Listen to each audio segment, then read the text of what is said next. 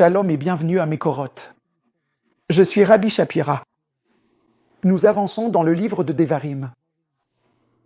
Et cette semaine, dans la Parasha Re'eh, Moshe Rabbeinu nous enseigne un principe important qui est peut-être le plus étonnant.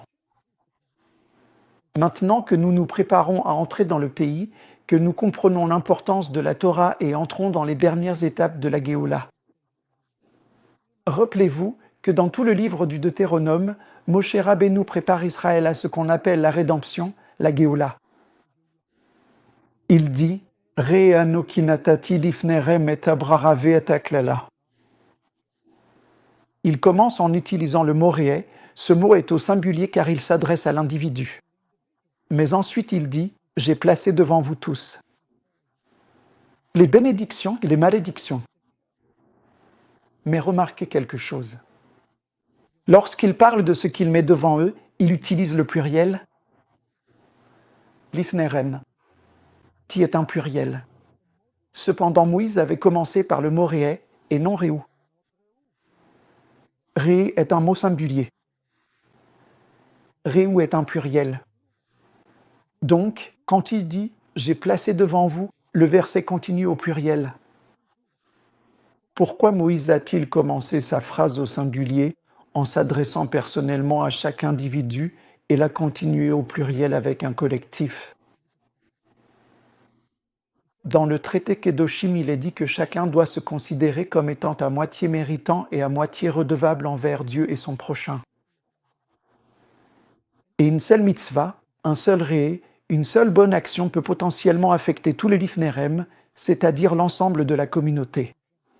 Une mitzvah, une action positive, peut avoir un impact puissant sur tout l'ensemble. Tout comme une seule transgression peut également affecter l'ensemble du camp. Moïse a commencé la phrase au singulier et l'a terminée au pluriel. Car il veut nous transmettre, nous enseigner quelque chose à propos de la Torah.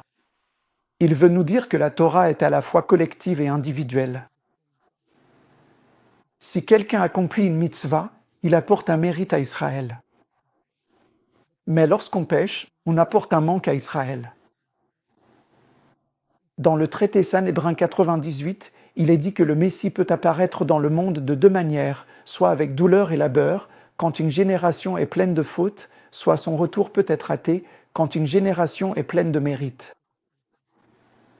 Moïse nous transmet un message important. Apportez du mérite au monde. Même une seule de vos actions, une seule mitzvah, peut avoir un impact sur votre famille, sur vos enfants, sur votre communauté, sur votre ville, sur votre nation.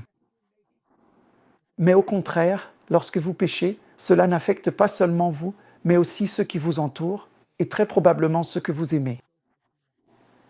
Vous voyez donc ces mots importants, Re'eh anori natati lifnerem, si vous prenez les premières lettres de ces 4 mots, à savoir Resh, Aleph, Nun et Lamed, écoutez bien. Ces lettres ont une valeur numérique de 281. Dans le Romatanar, on nous dit que ce nombre 281 équivaut au mot hébreu, PR, qui signifie être fier et se vanter.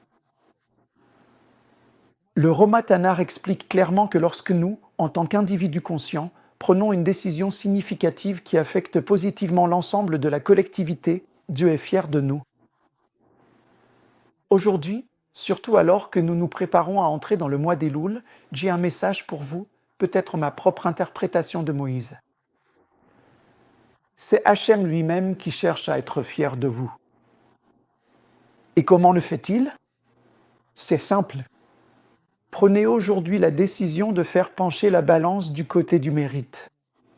Un Re'eh, un seul, apporte une grande joie et une grande fierté à toute une communauté. Soyez cette personne, ayez un impact et faites pencher la balance. Quel beau message et quel rappel de la part de Moïse pour nous aujourd'hui. Que Dieu vous bénisse et shalom.